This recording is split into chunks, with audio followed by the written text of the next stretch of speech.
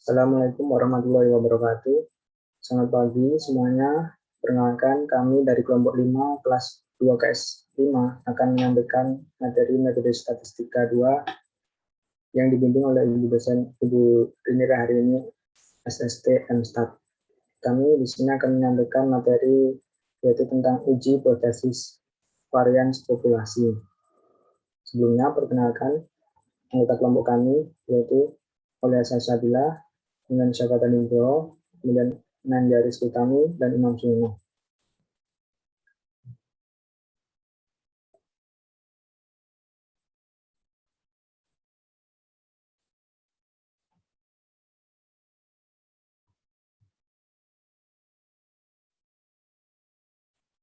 Ya, langsung saja.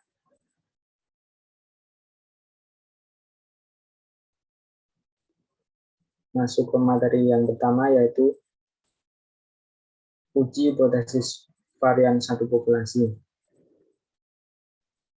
Adapun langkah-langkahnya, yang pertama, kita menentukan terlebih dahulu hipotesis. Untuk hipotesis nolnya, untuk setiap jenisnya sama, yaitu hipotesis nol kedua varian sama dengan suatu nilai tertentu. Sedangkan untuk hipotesis alternatif atau H1 terdapat tiga perbedaan. Yang pertama, varian kurang dari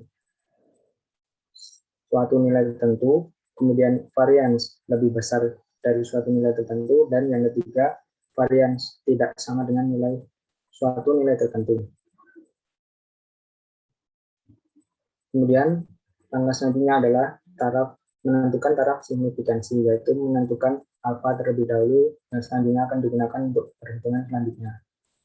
Kemudian yang ketiga, menentukan statistik uji, yaitu chi-square sama dengan n-1 dikali s kuadrat per sigma kuadrat, dengan n adalah jumlah sampelnya, s kuadrat adalah varian sampel, dan sigma kuadrat adalah varian populasi. Selanjutnya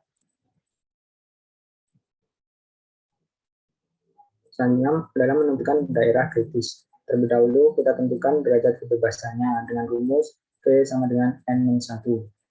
Daerah kritis untuk uji hipotesis varian suatu populasi terbagi menjadi tiga jenis, yaitu yang pertama uji satu arah sisi kiri.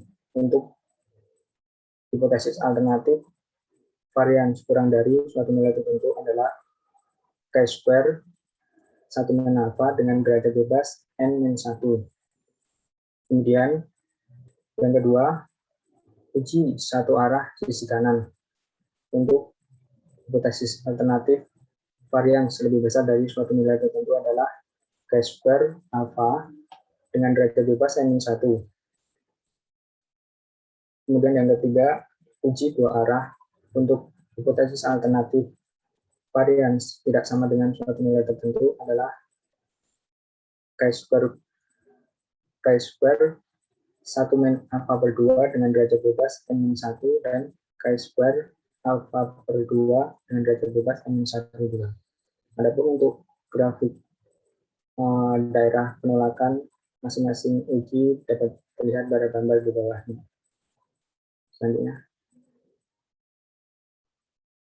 Selanjutnya adalah menentukan keputusan. Untuk uji satu arah terdapat dua macam. Yang pertama, uji satu arah sisi kiri. Keputusannya adalah tolak H0 jika chi-square hitung kurang dari chi-square tabel. Yang kedua, uji satu arah sisi kanan. Keputusannya adalah tolak H0 jika chi-square hitung lebih besar dari chi-square tabel. Yang ketiga, uji dua arah. Keputusannya adalah tolak H0 jika chi-square hitung kurang dari chi-square tabel atau chi-square hitung lebih besar dari chi-square tabel. Selanjutnya, keputusan uji hipotesis juga bisa diambil dengan menggunakan p-value, yaitu dengan membandingkan p-value dengan nilai taraf signifikansi atau alfa. Adapun keputusannya adalah jika p-value kurang dari alfa, maka keputusannya tolak H0. Sementara itu, jika p-value lebih besar dari alfa, maka keputusannya gagal tolak H0. Untuk materi selanjutnya akan dijelaskan oleh Nandia. Baik, selanjutnya yaitu uji hipotesis varians pada dua populasi. Uji hipotesis ini adalah uji statistik yang digunakan untuk menentukan apakah varians populasi pertama sama dengan varians populasi kedua, atau varians populasi pertama lebih kecil dari varians populasi kedua, atau varians populasi pertama lebih besar dari varians populasi kedua. Seperti biasa, dalam melakukan uji hipotesis, langkah pertama yang kita lakukan adalah menentukan hipotesis nul dan hipotesis alternatif. Dalam hal ini, kita memiliki 3 variasi dari hipotesis nul dan hipotesis alternatif, di mana hipotesis nul yaitu hipotesis yang mengandung tanda sama dengan. Dalam hal ini, yaitu varians populasi pertama sama dengan varians populasi kedua. Hipotesis alternatif yang mungkin, yang pertama adalah varians populasi pertama tidak sama dengan varians populasi kedua. Kita akan melakukan uji hipotesis ini dengan uji dua arah. Selanjutnya yaitu hipotesis alternatif yang varians populasi pertama lebih kecil dari varians populasi kedua. Kita akan melakukan ini dengan uji satu arah kiri. Selanjutnya itu hipotesis alternatif dengan varians populasi pertama lebih besar dari varians populasi kedua. Dalam hal ini, kita akan melakukan uji satu arah kanan. Selanjutnya yaitu menentukan nilai F. Untuk random sampel yang independen, dengan ukuran sampelnya N1 dan N2 dari dua populasi tersebut, pengujian populasi akan dilakukan dengan uji statistik F. Nilai F hitung untuk menguji hipotesis awal akan kita hitung melalui perbandingan, yaitu F0 sama dengan S1 kuadrat per S2 kuadrat, di mana S1 kuadrat dan S2 kuadrat adalah varians yang dihitung dari dua sampel. Selanjutnya langkah ketiga yaitu menentukan taraf signifikansi. Taraf signifikansi adalah peluang kesalahan yang dapat ditolerir oleh penguji. Lawan dari taraf signifikansi adalah tingkat kepercayaan. Misalnya kita memiliki tingkat kepercayaan 90%, maka 10%-nya adalah taraf signifikansi, di mana 10% itu merupakan peluang dari kesalahan yang dapat kita tolerir sebagai penguji. Selanjutnya, yaitu menentukan daerah kritis. Daerah kritis ini kita tentukan berdasarkan dengan hipotesis alternatifnya.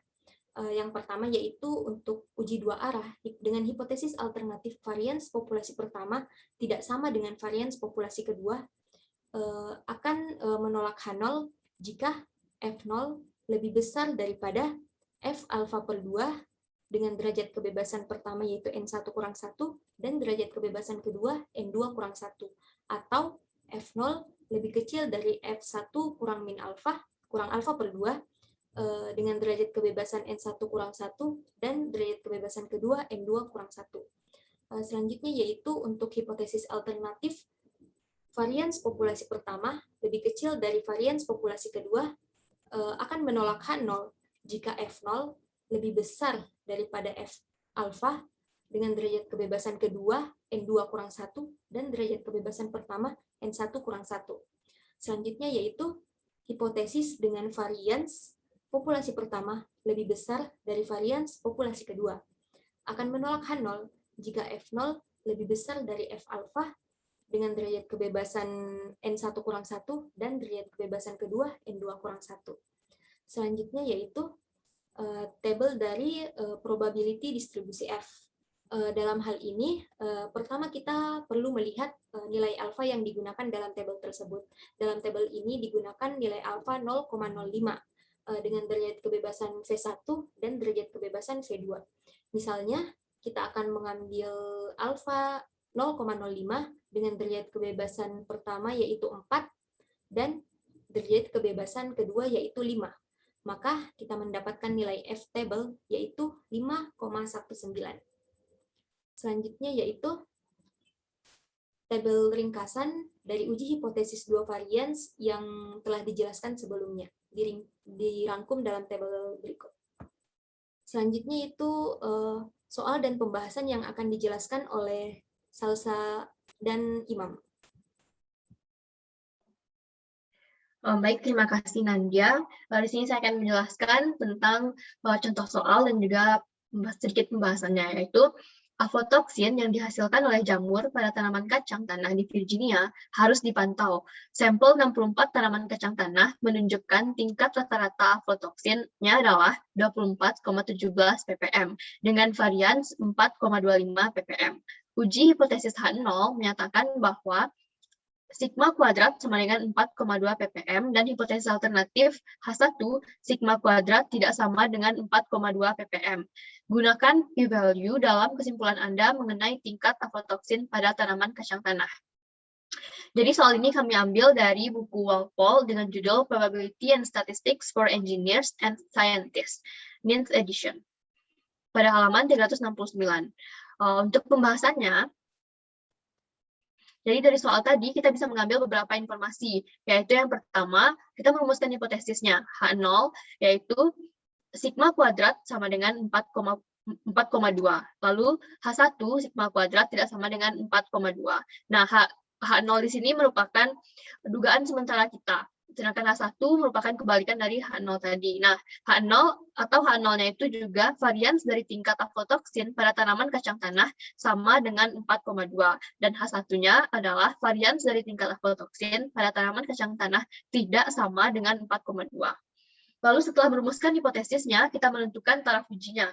Nah, untuk taraf uji, tingkat keyakinannya itu karena tidak ditentukan di soal, kita bisa mengambil tingkat keyakinan 95%. Nah, sesuai dengan definisi tadi, bahwa taraf uji atau taraf uji alfa merupakan lawan dari tingkat keyakinan. Maka kita bisa mencari 1 dikurang 95% atau 1 dikurang 0,95, sehingga dapatlah taraf uji alfanya 0,05. Lalu berikutnya, kita bisa menentukan statistik ujinya. Nah, karena pada data tadi kita mendapatkan data yang saling bebas atau independen, sehingga kita menggunakan statistik uji chi-square. Nah, dengan rumus yaitu X kuadrat sama dengan N-1 dikali S kuadrat per sigma kuadrat. Nah, setelah menentukan statistik ujinya, kita bisa menentukan derajat kebebasan atau degree of freedom, di mana yang rumusnya itu adalah N-1. Karena banyak sampel kita adalah 64, sehingga derajat kebebasan kita bernilai 64-1, yaitu 63. Akan dilanjutkan oleh rekan kami, Imam. Baik, melanjutkan penjelasan dari Salsa, kita lanjut ke tahap selanjutnya, yaitu menentukan daerah kritis. Karena pada hipotesis alternatif menggunakan tanda tidak sama dengan, maka uji yang dilakukan adalah uji dua arah, yaitu ekor kiri dan ekor kanan. Yang pertama untuk ekor kiri, kita gunakan distribusi chi-square kuadrat 1 min alfa per 2, dengan derajat bebas V, berarti kita dapat chi-square 0,975 dengan derajat bebas 63. Kita dapatkan nilai 42,9503. Kemudian untuk ekor kanan, maka chi-square alfa per 2 dengan derajat bebas V. Kita masukkan chi-square dengan parameter 0,025, derajat bebasnya 63, maka kita dapatkan nilai 86,8296. Kedua nilai ini dapat diperoleh dari tabel statistik distribusi chi-square. Untuk lebih jelasnya, kita bisa perhatikan gambar berikut. Daerah di sebelah kanan 86,8296 adalah daerah tolak H0. Begitu juga dengan daerah di sebelah kiri 42,9503 yang merupakan daerah tolak H0. Sedangkan daerah di antara 42,9503 dan 86,8296 adalah daerah gagal tolak hipotesis 0.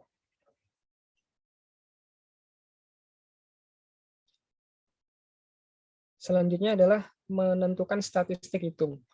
Pada tahap sebelumnya kita telah menentukan statistik uji, yaitu chi-square sama dengan N-1 S kuadrat per sigma kuadrat, di mana N adalah jumlah sampel, kemudian S kuadrat adalah varians dari sampel yang diambil, dan sigma kuadrat adalah varians pada hipotesis 0. Kita masukkan nilainya, 64 min 1, kemudian dikali 4,25, dibagi 4,2, kita dapat hasilnya 63,75.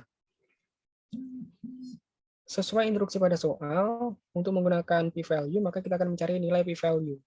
Nilai dari p-value kita peroleh dari rumus 2 dikali p chi-square lebih dari 63,75. Di sini ada pengalih 2 karena uji yang kita lakukan adalah uji dua arah, yaitu kanan dan kiri. Nilai dari p chi-square lebih dari 63,75 ini dapat kita cari di Excel dengan rumus chi-TIS, yaitu distribusi chi-square dengan dua parameter, yaitu freedom. Kita masukkan dua parameternya itu 63,75 dan 63, kita dapatkan nilai 0,4499. Dikali 2 kita dapatkan hasil akhir 0,8998. Setelah mendapatkan nilai dari statistik hitung dan p-value, kita bisa membuat keputusan. Nilai dari p-value yaitu 0,8998, yang mana lebih besar dari tingkat signifikansi atau alfa yang sudah kita tentukan sebelumnya, sehingga keputusannya adalah gagal tolak hipotesis 0. Di samping itu, jika kita melihat nilai dari statistik hitung yang bernilai 63,75, berada di daerah gagal tolak H0 karena tidak kurang dari 42,9503 dan juga tidak lebih dari 86,8296. Sehingga keputusannya adalah sama, gagal tolak hipotesis 0. Setelah mendapatkan keputusan, kita akan membuat kesimpulan berdasarkan informasi pada soal. Dengan jumlah sampel 64 dan tingkat keyakinan sebesar 95%, ternyata belum cukup bukti untuk menyatakan bahwa nilai varians dari tingkat aflatoksin pada tanaman kacang tanah di Virginia tidak sama dengan 4,2. Atau dengan kata lain, jadi varians dari tingkat aflatoksin pada tanaman kacang tanah di Virginia sama dengan 4,2 sesuai hipotesis 0 yang tadinya kita asumsikan benar. Dan sekarang juga tetap benar. Baik teman-teman, terima kasih atas perhatiannya dan semoga bermanfaat. Assalamualaikum warahmatullahi wabarakatuh.